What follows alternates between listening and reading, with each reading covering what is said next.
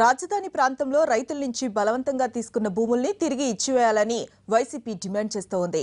రైతుల్ని ప్రభుత్వం మోసం చేస్తుందని ఆ పార్టీ నేత బొత్స ఆరోపించారు. దీనిపై అవసరమైతే న్యాయ పోరాటానికి కూడా వెనకాడేది లేదంటున్న బొత్సతో మా ప్రతినిధి Chandrashekar face to face. AP రాజధాని అమరావతిలో టీడీపీ నేతల భూముల కొనుగోలు వ్యవహారం రోజురోజుకు చర్చనీయాంశంగా మారుతుంది, సంచలనమవుతా ఉంది. ఈ వ్యవహారంలో వైసీపీ తీవ్రంగా పోరాడుతూ ఉంది, ఆధారాలతో సహా వాటిని బయటపెడతామని చెప్తోంది. ఈ ఎపిసోడ్ ఎంతవరకు వెళ్తుంది, ఏ నాయకుడు ఎంత భూములు కొన్నారనే విషయం అధికారికంగా ఆధారాలతో సహా ఉందని చెప్తున్న వైసీపీ నాయకులు తర్వాత ఏం చెబుతున్న విషయం గురించి మనతో మాట్లాడడానికి వైసీపీ సీనియర్ నేత బొత్స సత్యనారాయణ గారు మనతో ఉన్నారు. ఆయన అడిగి ఈ ఎపిసోడ్ ఏం జరగబోతుంది, ఎక్కడి వరకు వెళ్ళబోతుందో విషయం తెలుసుకుందాం. సార్, ఈ వ్యవహారం ఎక్కడి దాకా వెళ్ళబోతుంది? ఎక్కడి దాకా వెళ్ళడం అనేది ఇక్కడ కాదు. ఇది ఇంత ఘోరమైన దోపిడీ, రాష్ట్ర అభివృద్ధి అనే అంశం ముసుగులో రాజధాని అనే పేరిట ఇంత భూదందా జరగడం అనేది రాష్ట్ర చరిత్రలో ఎప్పుడూ కూడా జరగలే. నేను నీతిమంతుడిని, నేను వచ్చి మెజారిటీపరుని, నిబద్ధత గల నాయకుడిని అని చెప్పుకున్న చంద్రబాబు నాయుడు నిన్నటి రోజున మీ పత్రికా విలేకరుల సమావేశంలో మాట్లాడుతున్న మాటలు చూస్తుంటే బరి తెగించి మాట్లాడుతున్నాడు, నంగనాచిలా మాట్లాడుతున్నాడు. ఆయన భూములు కొంటే తప్పెట్టిన అంటున్నాడు. అసలు నాకు అర్థం అవ్వట్లేదు. రాజకీయ ఒక రాష్ట్రానికి వచ్చి ముఖ్యమంత్రిగా ఉన్న వ్యక్తి, ప్రజలందరితో ఎన్నుకోబడిన వ్యక్తి, రాజ్యాంగ మీద ప్రమాణ స్వీకారం చేసి ప్రత్యక్షంగా కానీ పరోక్షంగా కానీ ప్రభుత్వంలో ఉన్న ఏ విషయాన్ని కూడా ఏది కూడా నేను బయటకు చెప్పనని చెప్పిన వ్యక్తి ఇవాళ భూములు కొంటే తప్పెట్టిన అడుగుతున్నాడు. నేను సూటిగా చంద్రబాబు నాయుడిని అడుగుతున్నాం, ముఖ్యమంత్రిని అడుగుతున్నాం. మేము 10 సంవత్సరాలు వచ్చి ప్రభుత్వంలో పనిచేస్తాం, 5 సంవత్సరాలు ఈ రాష్ట్రంలో పార్లమెంట్ సభ్యుడిగా దేశంలో పనిచేస్తాం. మేము కూడా మాకు రాజ్యాంగం పట్ల సమాజం పట్ల గౌరవం ఉంది. కానీ ఈ మాటలు కాదే, మీ ఎవరైతే ఆ భూములు కొంటున్న వ్యక్తులు ఉన్నారో ఆ ఊరిలోనే ఎందుకు కొనాలి? ఇంతకుముందు ఎప్పుడు కొనకంటే ఇప్పుడే అక్కడే ఎందుకు కొనాలి? ఏం వాళ్ళు సొంత ఊరిలో ఎందుకు కొనుక్కోలేదు? ఇంకో ప్రాంతంలో ఎందుకు కొనుక్కోలేదు? అప్పటికి అభివృద్ధి చెందిన విశాఖపట్నం ఉందే, అప్పటికి అభివృద్ధి చెందిన తూర్పుగోదావరి జిల్లా ఉంది, అప్పటికి అభివృద్ధి చెందిన నెల్లూరు పట్టణం ఉందే, అక్కడ ఎందుకు కొనుక్కుంట? మారుమూల ప్రాంతమైన గ్రామీణ ప్రాంతాల్లో ఇంత వందల వేల ఎకరాలు ఎందుకు కొనవలసి వచ్చిందని అడుగుతున్నాను. అంటే రాజధాని దాంట్లో కొద్దిగా భూమి ఉంటే తప్పే ఉంది, అందుకోసం కొన్నామని చెప్తా ఉన్నారు. రాజధాని ప్రకటించిన కూడా పర్వాలే. రాజధాని ప్రకటించిన తర్వాత డబ్బున్నవాడు వచ్చి అక్కడ భూమి కొనుక్కొని దాన్ని ఉత్తర అక్కడ అభివృద్ధి చెందుతుంది కాబట్టి అక్కడ ఇల్లు కట్టుకుంటాను, వాకిలు కట్టుకుంటాను, వ్యాపారం చేసుకుంటాను అని నిబంధనతో వచ్చి ప్రభుత్వ పరంగా చట్టపరంగా కొనుక్కో తప్పులే. కానీ రాజధాని వస్తుందనే విషయాన్ని ముందుగా తెలుసుకొని దాంట్లో చైర్మన్గా ఆ కమిటీకి వచ్చి ఏ విధమైన సాంకేతిక పరిజ్ఞానం లేని వ్యక్తి కమిటీగా ఉన్న ఒక మంత్రి నారాయణ అనే పేరున్న నారాయణ, వాళ్ళు తాలూకు కాలేజీలో పనిచేస్తున్న మరి ఒక అధికారి కాలేజీలో పనిచేస్తున్న వ్యక్తితో ఆ లేడీ పేరు కూడా ఉంది. దాంతోపాటు అతను చుట్టమైన ఇంకో వ్యక్తితో అక్కడ ఆ భూమిని కొనిపించడానికి కారణం ఏంటండి? వాళ్ళు స్పష్టంగా చెబుతున్నారు, మీరు కూడా చూసి ఉంటారు, మంత్రులందరూ కూడా మీ మీద ఎదురుదాడి చేస్తూ ఉన్నారు. మా పేరుతో ఉన్నాయా, మా బంధువులతో ఉందా? పుల్లారావు అయితే చెప్తున్నారు ఒక్కరి పేరు మీద కూడా మొత్తం తిరిగి ఇచ్చేస్తాడు. ఒకరి పేరండి పుల్లారావు చెప్తాడు, ఏం పేరు ఇచ్చేస్తాడండి పుల్లారావు గారు? ఆయన భార్య వెంకయ్యమ్మ గారు కాదా? ఆవిడ పేరుని అగ్రిమెంట్స్ అవి లేవు అక్కడ. మా రాజశేఖర్, మా జిల్లా ప్రెసిడెంట్ రాజశేఖర్ డాక్యుమెంట్స్ అని నిరూపించాడే కాదా? మరి గుమ్మడి రమేష్ అతని సన్నిహితులు స్నేహితుడు కాదా? రోజు ఇద్దరు కలిసి చట్టాపట్టాలు వేసుకుని భుజాల మీద చేసుకుని తిరగట్లేదా? లేదు, అది రాజారెడ్డి అనే వ్యక్తి అతని సన్నిహితులు స్నేహితుడు కాదా? రోజు ఒకే కారులో ఇద్దరు కలిసి పైనుంచి వ్యాపారాలు చేయట్లేదా? ఎవరి డబ్బులు వాళ్ళవి, వాళ్ళు కొనుక్కుంటే తప్పేంటి? దాన్ని ఎందుకు మీరు ఇది చేస్తా ఉన్నారు? అమరావతిని డిఫేమ్ చేస్తా ఉన్నారు. చాలా తప్పు. అమరావతి అనే పేరును ముసుగుపెట్టి అభివృద్ధినే పదే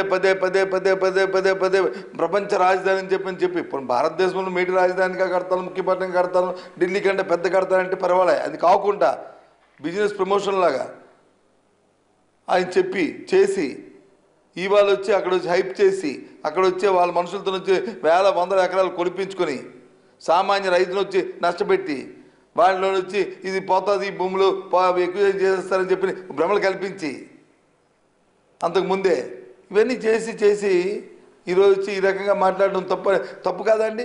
ఎవరైనా ఒక్క మేధావిని ఒక్కరినైనా ఈ రాష్ట్రంలో వైసీపీ నాయకులకు కూడా భూములు ఉన్నాయని చెప్తా ఉన్నారు. మీ దగ్గర దానికి సంబంధించిన ఆధారాలు ఉన్నాయా? ఇలా మీరే స్వచ్ఛందంగా ప్రకటించే అవకాశం ఉందా? వైసీపీ నాయకులకి అక్కడ కానీ భూములు కానీ ఈ విషయం కానీ వైసీపీ నాయకులు ఎవరైనా తెలుగుదేశం పార్టీ నాయకులతోని చంద్రబాబు నాయుడుతో కుమ్మక్కై కానీ అక్కడ కొని ఉంటే అది కూడా తప్పే. దాన్ని కూడా మేము ఖండిస్తున్నాము.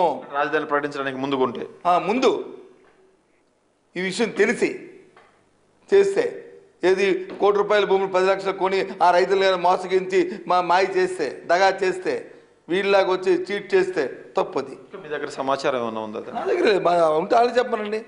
ఇప్పుడు అడుగుతాను. ఇంతకుముందు మనకు తెలుసు ఒకసారి నేను ప్రభుత్వంలో ఉన్నప్పుడు రాజశేఖర్ గారు ముఖ్యమంత్రిగా ఉన్నప్పుడు అవుటర్ రింగ్ రోడ్డు వేశాం. ఆ రింగ్ రోడ్ ఇప్పుడు ఆయన వేసానని 4-5 సార్లు చెప్పుకున్నాడు కూడా ఈ మధ్యకాలంలో. నేను వేసాను పాప అతనికి ఏం చెప్తాం మన అది ఏంటి అవుటర్ రింగ్ రోడ్డుకి అప్పుడు భూములు వచ్చి తెలిసిన వాళ్ళు కొనిపించేశారు అని ఒక ప్రధానమైన పత్రిక ఈనాడు పత్రికలు అనుకుంటున్నాను. బహుశా రోడ్లేదు వాళ్ళు మీకు అంటిస్తా ఉన్నారు, మీ వాళ్ళు ఉన్నారు. వాళ్ళు అంటించినంతలో అంటుకుంటాయండి మరకలు. ఇది కాదని చెప్పనమండి. ఇది ఇంకా పైపెచ్చు ఈ సిగ్గు ఎక్కువ లేకుండా మాట్లాడుతున్నాడు నారాయణ. ఎలా అండి చైర్మన్గా ఆయనకి వాటిపై కన్సర్న్ అండి వాడికి ఈ భూములు వ్యాపారం చేసుకోవడానికే. నేను అంటున్నా ₹200 కోట్ల నేను ప్రభుత్వానికి వచ్చి పన్నులు కడుతున్నాను. ప్రజలను పీడించి 200 500 కూడా కడతావు. ఏదైతే ముందే అనుకున్న ప్రణాళిక ప్రకారం జరిగిందంటే ఎస్ ప్రణాళిక ప్రకారం ఒక రీతిలో ఆలోచన చేసి ఒక విధానాన్ని రూపొందించుకొని దాన్ని ప్లాన్ చేసి చేసిన కార్యక్రమం ఇది. ఇందులో ఏ విధమైన డౌట్ లేదు, ఏ విధమైన సందేహం లేదు. ప్రజలందరూ కూడా తెలిసిపోయింది. ఇప్పుడు ప్రజల ముందు మీరు వివరణ ఇవ్వాలి. నేను కొంటే తప్పేటి నేను తెలిసిపోయింది, బహిర్గతం అయిపోయింది. ఇంకా అంటే మంత్రులు ఒప్పుకోలేదు, సీఎం గారు ఒప్పుకున్నారు. నేను మర్చిపోయాను ఇంకోటి, మంత్రులు ఒప్పుకోలేదు, సీఎం ఒప్పుకోలేదు. నవ్వొస్తుంది నాకు ఏమనాలో ఈ ప్రభుత్వంలో ఉన్న వాళ్ళకి విధానం లేదనుకున్న వాళ్ళకి. నేను అంటారైనా ఒక మంత్రి మీద అభయం వచ్చింది. ఏమని ఆయన వచ్చి డిఫామ్ పట్టాలి ఏమంటారు అసైన్డ్ భూములు కొన్నారని. నిన్న వచ్చి అసైన్డ్ భూములు కొన్న వాళ్ళకి ఒరిజినల్ పట్టదాడికే మేము వచ్చి ఎవరైతే ఉన్నారో వారికే ఇస్తాం కాంపెన్సేషన్. వారికి ఇవ్వడం కాంపెన్సేషన్ సరే అది ఎలాగే ఇస్తాం, నువ్వు ఇవ్వకపోతే చట్టం ఇస్తుంది, నువ్వే ఆ కొన్నవాడు తప్పు కదా, వాడి మీద శిక్షిస్తానని చెప్పట్లేదే. ఒక్క పిలుపుకి రైతులు ముందుకు వచ్చేసి 33,000 ఎకరాలను ల్యాండ్ పూలింగ్కి ఇస్తే ఈ పిచ్చి రాతలతోటి అబద్ధ భాషాత్వ ప్రచారంతో ఇదంతా అమరావతిని డిగ్రేడ్ చేస్తున్నారన్నారు. మీరు కానీ రాజధానికి కానీ వ్యతిరేకం కాదు, అమరావతికి కానీ రాజధానికి కానీ మేము వ్యతిరేకం కాదు. ఏదైతే రాజధాని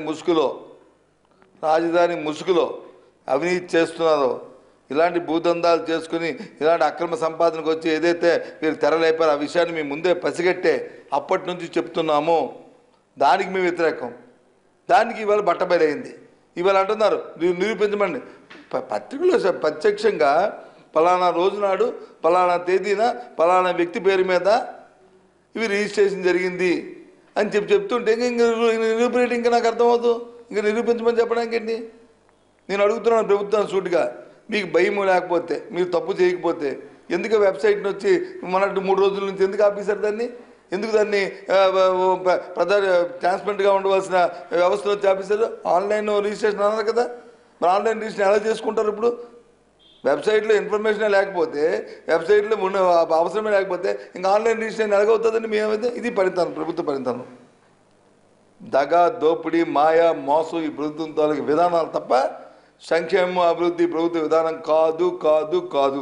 దీనికి పరిష్కారం ఏంటి? ఈ భూములు కొన్నారు ఇప్పటికైనా ముఖ్యమంత్రి దీని మీద ఏ రకంగా ఎవరెవరు ఎన్ని భూములు అక్కడ కొన్నారనే దానికి ఒక బహిరంగ విచారాన్ని అతను నిజాయితీని నిరూపించుకోవాలంటే, నేను నిజాయితీ పరుడిని, నేను వచ్చి 10 సంవత్సరం ఇన్కమ్ ట్యాక్స్ నా తాలూకు ఆస్తులు తెలుపుతున్నాను, కానీ బ్లాక్లో ఉంటాయి అవి మాత్రం చెప్పను నేను ఏంటి అని అనుకోకుండా నిజంగా నువ్వు నిజాయితీ పరుడు అయితే దాన్ని ఎంక్వైరీ చేయించుకో, సిబిఐ ఎంక్వైరీ చేయించుకొని నిజాయితీని అప్పుడు నిరూపెట్టుకుంటుకో. ఎంక్వైరీ చేస్తారు, వాళ్ళు కొన్నట్టు తెలియద్ది. దాని తర్వాత ఏం చేయాలంటారు? కొన్నవాళ్ళు ప్రభుత్వం ఏం చేస్తుంది? ఎవరైతే నిజాయితీ రైతులు ఉన్నారో ఆ రైతులకి దాన్ని అప్పచెప్పి, ఆ భూములు వాళ్ళకి అప్పచెప్పి దాని వచ్చే లబ్ధి ఏది ఉందో ఆ లబ్ధిని రైతులకి పాస్ అవ్వాలి. ఆ పేదలకి వచ్చే అది వెళ్ళాలి, వాళ్ళకి వచ్చి దాని మీద వచ్చి దాని లబ్ధి రావాలి, వాళ్ళకి లాభం రావాలి, వాళ్ళకి చేకూర్చాలి. అంతేకాని ఈ పెద్దల కోసమా, ఈ గద్దల కోసమా ఇదంతానా? ఈ దోపిడీ అంతా ఈ ఆలీబాబా 40 దొంగలు ఈ ముఠా కోసమా ఈ రాజధాని అమరావతిని పెడుతుంది. ఇది శాశ్వతంగా ఉంటూ మచ్చ లేకుండా ఈ రాజధాని ఉండాలని, కొత్తగా రాష్ట్రం ఏర్పాటైన తర్వాత ఆ రాష్ట్ర రాజధానికి వచ్చి ఒక మంచి పేరు ఉండాలని, దేశంలోనే మిన్నగా ఉండే ప్రాంతం అవ్వాలని, అభివృద్ధి చెందిన ప్రాంతం అవ్వాలని అందరూ కోరుకుంటాం. కానీ ఈ రకమైన దోపిడీతోని, ఇలాంటి మచ్చలతోని, ఇలాంటి మరకలతోని, అవినీతితోని ఉండే రాజధాని ఈ రాష్ట్ర ప్రజలు కోరుకోలేదు. ఇది దురదృష్టం, దౌర్భాగ్యం. ఇప్పటికైనా చంద్రబాబు నాయుడు గారు, ముఖ్యమంత్రి గారు, మీరు రాజ్యాంగమే ప్రమాణ స్వీకారం చేసి గవర్నర్ దగ్గర ప్రమాణ స్వీకారం చేసినప్పుడు ఏ మాటలను అయితే ఉటకించారో మీకు చిత్తశుద్ధి ఉంటే ఆ మాటల ప్రకారం ఇవాళ వచ్చి మీరు న్యాయ విచారణకి మీరు తయారవ్వండి. సిబిఐ ఎంక్వైరీ చేయండి.